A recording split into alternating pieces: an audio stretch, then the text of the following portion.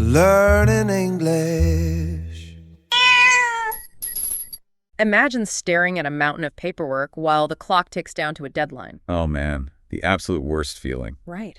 Your stress levels are peaking, and then a colleague quietly steps in to share the load. Just a total lifesaver. Exactly. That subtle, perfectly timed offer to help can completely change the tone of a stressful day. But jumping in too forcefully can sometimes backfire or feel intrusive. Oh, definitely. It can suddenly feel like you're being micromanaged. Yeah. The art lies in extending a hand smoothly, giving the other person the space to accept without feeling overwhelmed. Welcome back to Radio Aikai. Quick recap by Noelia, Lesson 48. Speaking patterns. Offering help, polite and formal. Today, we explore how to extend a helping hand in professional settings with grace. We'll see how framing your assistance as a polite question preserves your colleague's autonomy. Here's the key sentence. Would you like me to join the meeting? One more time. Why don't you read it this time? Would you like me to join the meeting? This simple phrase has a lot going on under the hood, doesn't it?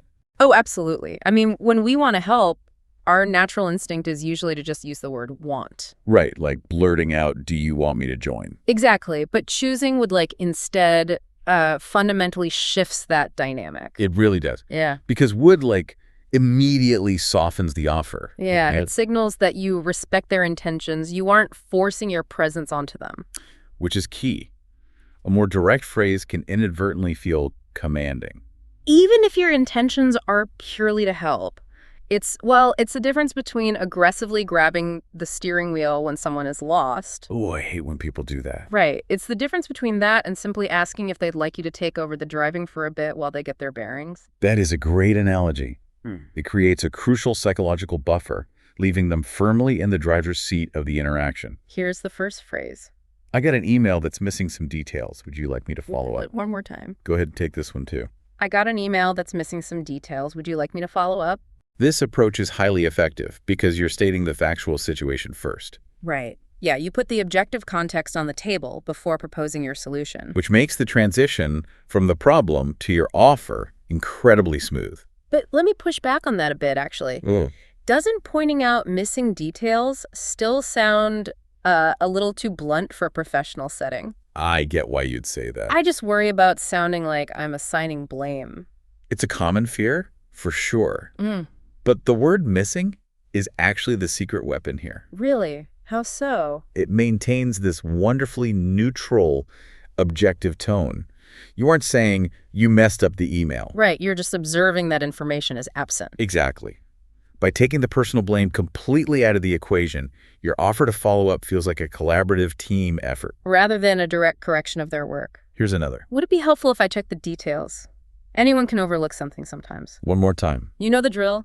Your turn. Would it be helpful if I checked the details?